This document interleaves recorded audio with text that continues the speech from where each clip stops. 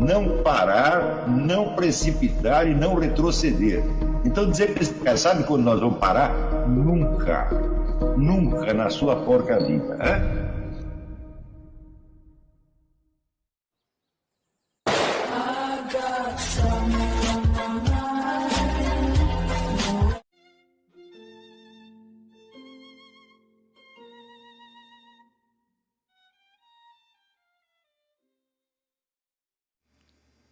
E aí pessoal, tranquilo? Então vem aqui antes do vídeo começar, pedir para vocês se inscreverem, quem não for inscrito, compartilhar, curtir, comentar. Quem puder seja membro do canal, que isso ajuda bastante. Tem também o link do Apoia-se. Quem puder ajudar nosso canal e apoiar financeiramente vai ser muito bem-vindo. Mas o mais importante é transmitir o conteúdo e os conhecimentos do professor Olavo de Carvalho para mais e mais brasileiros. Então compartilhe e ajude aí nossa causa. Muito obrigado a todos os membros, apoiadores do canal. Fico muito feliz. Tenho certeza que a gente está no caminho certo. Então fiquem com o vídeo e até mais. Valeu! Então o Brasil não é um país feito para os seres humanos viverem e prosperar. Não é isso. A coleção, vamos dizer, a coleção imensa de fracassos que constitui a vida brasileira é uma das coisas mais tristes da história universal. É claro que você, às vezes, olhando outros países onde tem guerra, revoluções, perseguições, etc., você acha que o Brasil até está bem. Mas eu creio que não há nada no mundo que se compare com essa impossibilidade maciça da vida brasileira, onde tudo é enormemente difícil, tudo leva um tempo extraordinário e geralmente dá errado. E as pessoas não conseguem... percebem que a situação é assim, mas não são capazes de associar isto a este espécie de pragmatismo imediatista brasileiro. Então, por exemplo, a ideia de que tudo que você faz com satisfação, com prazer, etc., não é trabalho. Trabalho tem que ser uma coisa que te desagrade, te esmague e que você tem que aceitar, porque aquilo ali é o pão, queijo. É claro que essa é uma ideia deprimente. E se o sujeito se inocula a si próprio com uma depressão, então ele vai ter que dar errado. Ele pode até começar a gostar da depressão e achar que aquilo é a realidade da vida, mas na verdade é um tecido de ilusões deprimentes que ele construiu em volta dele. Então, o desinteresse brasileiro por conhecimento, por alta cultura, por tudo que é do lado do espírito, está ligado imediatamente a essa falta de generosidade, quer dizer, de uma lista dos povos mais generosos para os menos generosos. Os 5 primeiros são anglo-saxônicos, né? Quer dizer, Canadá, Inglaterra, Estados Unidos, Nova Zelândia. Então, porque isso é uma tradição e não é coincidência que esses povos tenham obtido tanto sucesso. Então, quando nós observamos, por exemplo, o ensino aqui, mesmo o pior ensino que tem, mesmo a educação estatal aqui, a atenção que eles dão, por exemplo, à literatura, é muito maior do que dão à matemática, por exemplo. A matemática que se ensina aqui no ginásio é elementar. É matemática de primeiro ano ginásio no Brasil. E eles ficam contentes com isso. Mas nas letras, na arte da leitura, então, eles capricham, eles são muito exigentes. Então, os meus filhos, por exemplo, dos 2 anos que eles frequentaram aqui de escola pública, mesmo o ensino sendo muito ruim, eles naqueles 2 anos eles leram muito mais do que teriam lido no Brasil ao longo de 20 anos. A gente não tinha a capacidade verbal do americano, é um negócio assim assombroso, mesmo pessoas comuns. O vocabulário é muito rico, as conversas, o que eles chamam de small talk, é de uma vivacidade incrível, às vezes até fica difícil de traduzir até, né? Então, isso aí tem muito que ver por um lado, com essa coração generoso do americano, do inglês em geral, e tem a ver, evidentemente, com o sucesso nas coisas práticas da vida. Ou seja, para você resolver um problema prático, nunca é questão de você prestar muita atenção nele. Jamais, porque são problemas que são simples. Eles requerem trabalho e esforço, mas não requer um coeficiente de inteligência muito alto. Você não precisa prestar muita atenção. Então, se você volta a sua atenção para aquilo que te infunde energia, vida, né, esperança, luminosidade, você tem energia suficiente para você resolver todos os problemas práticos sem você se deixar enredar muito por eles e conceder muita atenção. Se ao contrário, você acha que a vida é constituída somente daquelas dificuldades práticas, então o seu nível de energia vai baixando, baixando, baixando, você se torna cada vez mais incapaz, mais burro e, evidentemente, vai fracassar. E quanto mais fracassar, mais você vai achar que é um sujeito realista, adulto e de pé no chão, quando na realidade você está no mundo da lua, né? Por exemplo, a gente vendo o chamado debate político brasileiro, o debate político brasileiro consiste de duas coisas, consiste de economia e acusação de corrupção. É só isso, não há mais nada para falar. Não se discute concepções da sociedade, não se discute moralidade, não se discute educação, nada, nada, nada. Quando se fala de educação no Brasil, as pessoas pensam assim, não, precisamos investir mais em educação. Quer dizer, como se a educação fosse uma questão de dinheiro, né? Quando o governo Brizola lançou aquela concepção dos que chamavam os brizolões, quer dizer, construir um monte de escolas, né? Quer dizer, construir edifícios que tinha todos os recursos, quer dizer, como se o edifício com todos os recursos fosse garantir uma boa educação, né? Daí eu olhava aquilo e eu lembrava da história de Santo Alberto Magno, que dava aula na rua. Em Paris até hoje tem um lugar chamado Place Maubert, Place de Maître Maubert, que era onde ele dava aula. Então, onde Sócrates dava aula? Na rua, né? Então, se você achar que educação é uma questão de edifício, de instalações, de equipamentos, tal, é a concepção mais extremamente materialista que você pode ter. E você já nota aí esse elemento profundamente depressivo, né? É a coisa mais fácil, é você reparar que tudo que diz respeito, vamos dizer, ao mundo material em torno é contado, pesado e medido. Tudo é limitado.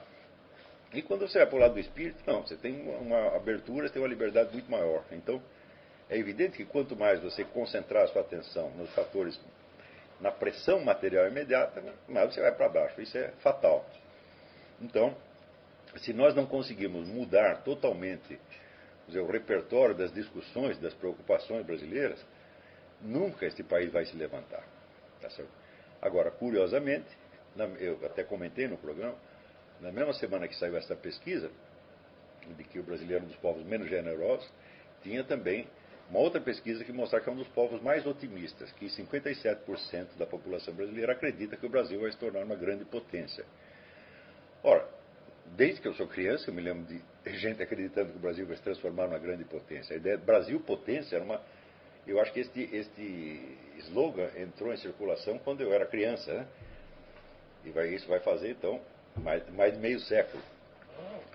Então, esse otimismo consiste em quê?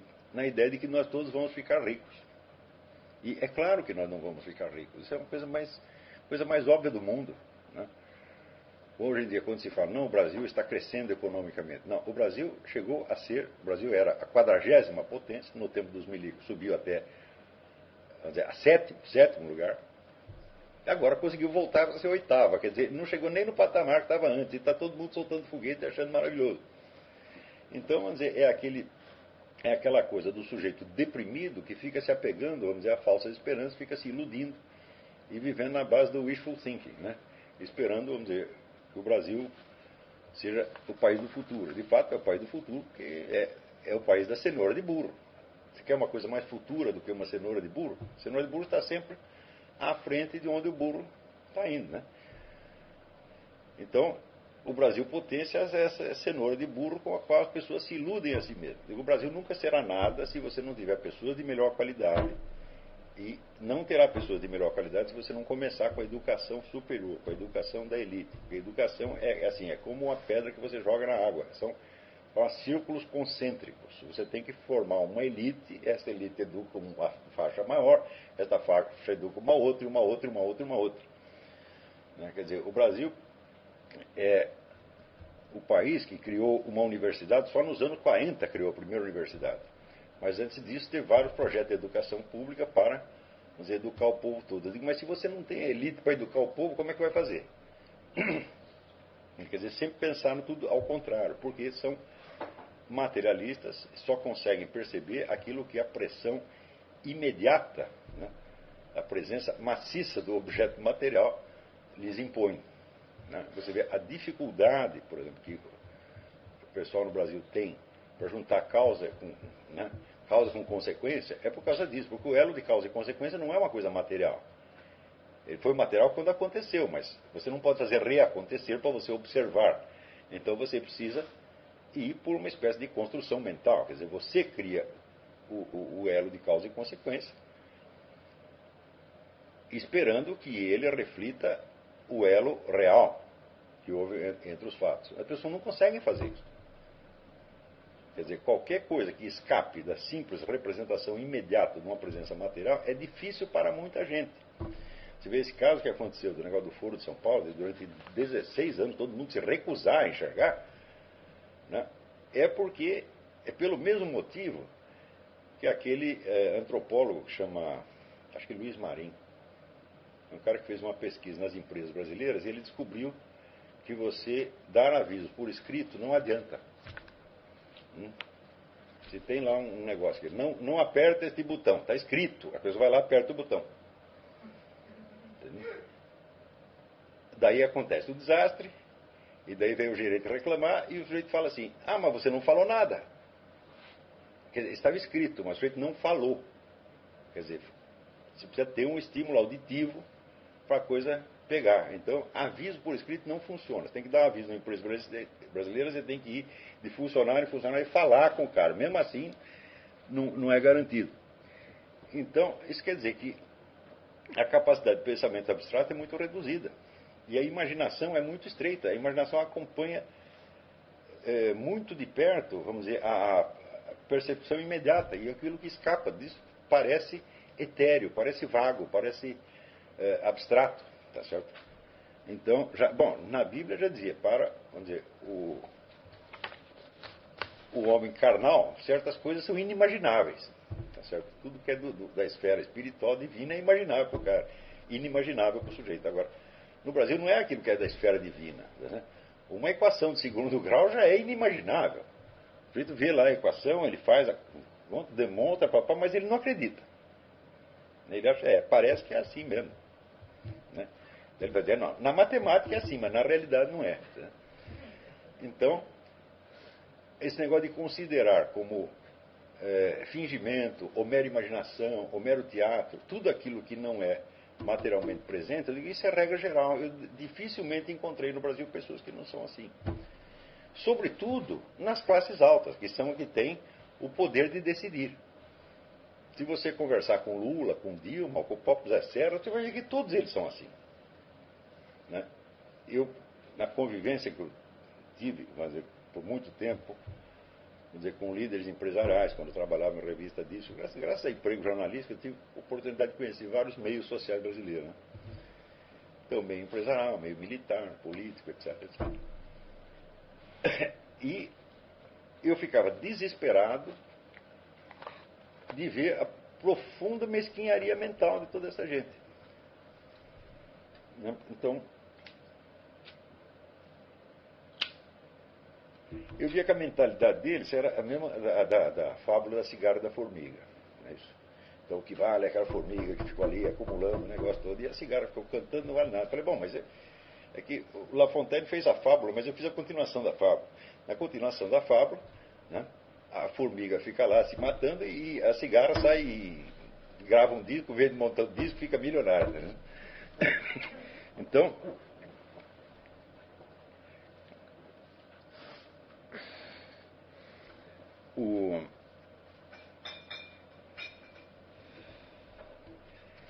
você veja que eu também raramente encontrei no Brasil pessoas que tivessem verdadeira ambição. Esse é um elemento fundamental da psicologia social brasileira. Você não encontra o sujeito que quer ficar milionário. Chega para você e diz, não, eu quero ficar rico, quero ganhar muito dinheiro. Não. As pessoas querem obter segurança. Então, querem um emprego público, tá certo? Uma aposentadoria, uma coisa assim. Viu?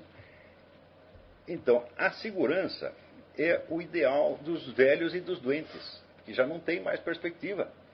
Tá certo? Então eles passam, vamos dizer, da vida ativa para a vida passiva. Eles passam, vamos dizer, do ataque para a defesa. Eles não estão mais avançando, eles estão recuando e querem recuar em segurança. Mas como isso já é proposto como objetivo desde o início, o camarada já entra na vida de marcha ré. Então, cá entre nós, eu acho mais fácil o sujeito ficar milionário do que ele obter segurança. Porque, vamos dizer, eu com 63 anos, eu já tenho alguma experiência, eu sei que não existe segurança. Não é isso? O ser humano jamais está seguro, jamais está garantido contra nada. Agora, ficar milionário é uma possibilidade. Agora, segurança nem mesmo o milionário tem. Ao contrário, tá certo? O sujeito é milionário, ele tem que ficar todo dia lendo o Wall Street Journal para ver as cotações da Bolsa de Valores, para ver quanto ele perdeu. Tá certo? E viver aterrorizado, e de repente passa uma nova lei aí, tudo aquilo que valia um montão não vale mais nada. Sobretudo hoje em dia, quando a riqueza é puramente financeira e não tem nenhuma base real, então a riqueza é um treco etéreo. Né? É a coisa menos controlável que tem no mundo. Então, quer dizer, você vai ficar milionário, mas você vai continuar tão aterrorizado quanto agora, porque a segurança de fato não existe. Então, o ideal da segurança, além de ele ser depressivo em si mesmo, além de ele ser desencorajador, ele é utópico. Você não tem que buscar a segurança. Isso aqui é olha, mensagem para todos os alunos do curso, por favor, meta isso na sua cabeça. Eu estou falando, vamos dizer, para o seu bem. Eu quero que todos vocês tenham sucesso, que todos vocês vençam na vida. Eu quero isso muito, tá certo? Porque isso é o meu sonho, tá entendendo? Quer dizer, fazer uma geração de gente capacitada e capaz de se impor.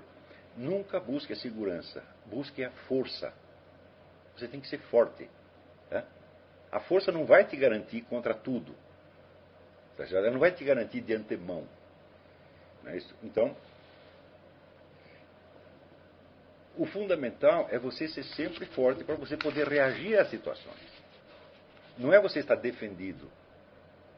Não é você ter uma boa defesa. É o contrário, você tem uma boa capacidade de ataque. Né? Tem uma coisa que no filme do Clint Eastwood, que chama Josey Wales, em que ele diz assim, bom, na hora que você está cercado, em minoria, e acabou a sua munição, é uma boa hora para você começar a dar porrada. E eu acho que isso é tudo, esse é o segredo da vida. Né? Napoleão também dizia a mesma coisa, atacar, atacar, atacar, atacar, nunca pare. Tá certo? O meu professor de arte marcial, Michel Weber, assim, quando você começar a bater, não pare nunca, porque senão você vai começar a apanhar. Então, sempre dobra a aposta, dobra a aposta, dobra a aposta.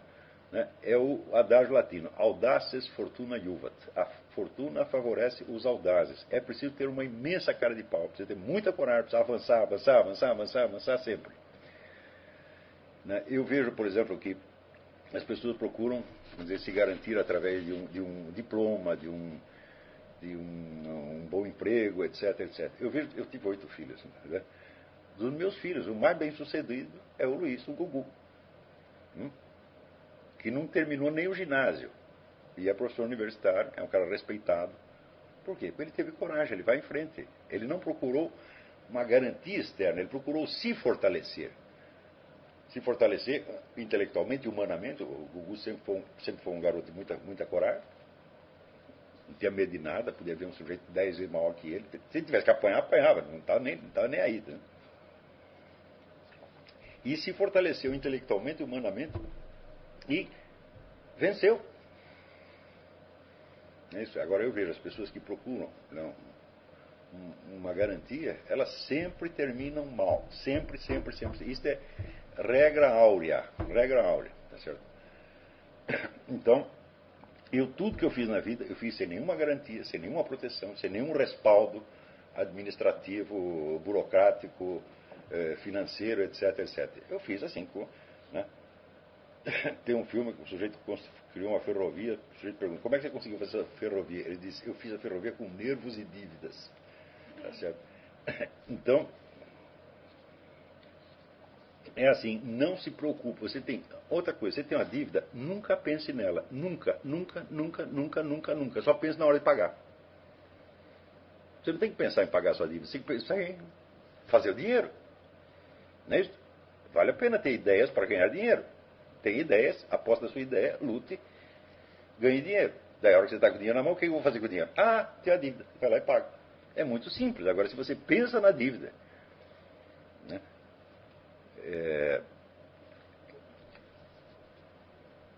Eu me lembro do meu ex-concunhado, o Baldino, que uma vez o sujeito foi lá cobrar uma dívida dele. Ele disse, não, se você não pagar, vamos te levar para o cartório. Ele disse, se você me levar para um cartório que me põe dinheiro no bolso, tu leva 10%.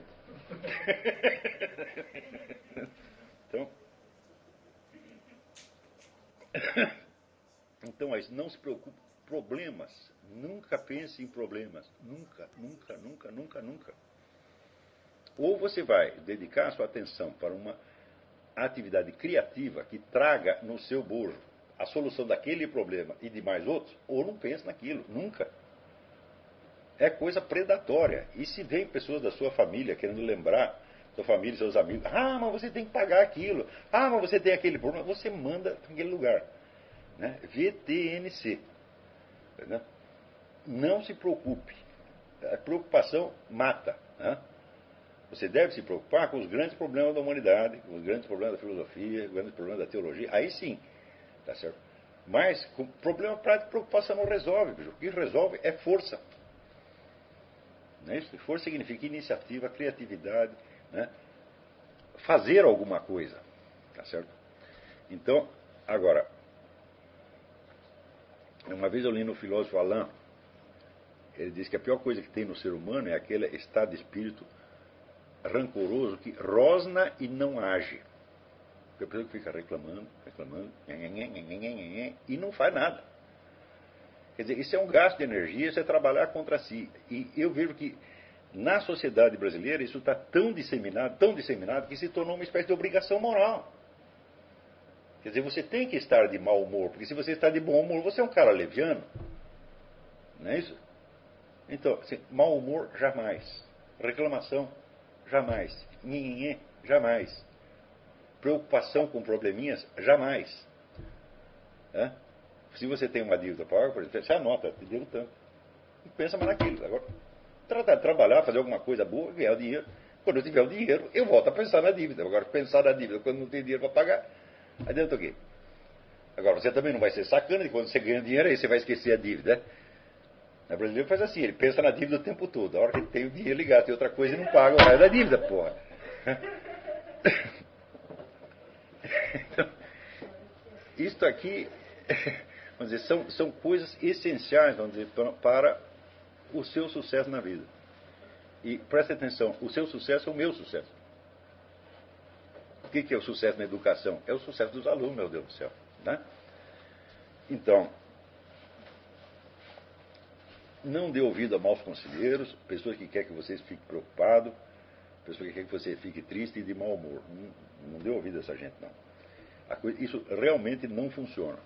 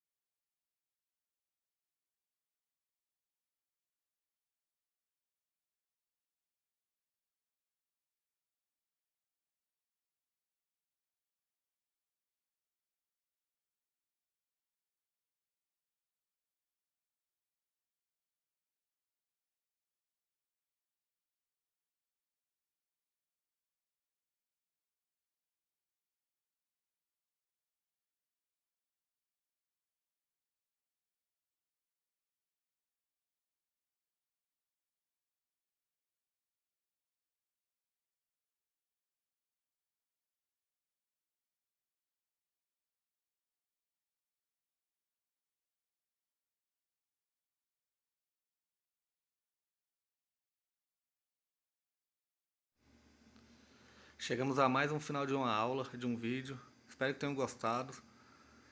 Quem não se inscreveu ainda, se inscreva, compartilhe, comente. Ajude o nosso canal, apoie, seja membro. E ajude o nosso canal a chegar a cada dia a mais brasileiros que precisam muito do conhecimento do professor Olavo de Carvalho. Então é isso aí, fique com Deus, até o próximo. Valeu! Então é isso aí, pessoal. Que é o nosso canal. Que são alguns livros que eu já li. A maioria foi doação, mas alguns eu adquiri, professor Olavo de Carvalho. Alguns livros se perderam aí que eu emprestei, professor Alexandre Costa, a Bíblia Sagrada. 10 lições sobre Karl Marx. Indico a não ler esse livro, que é muito ruim mesmo. Alguns pensadores aqui que realmente, como o professor Olavo de Carvalho disse, não são pensadores. Valeu, tamo junto aí. Apoie nosso canal, seja membro.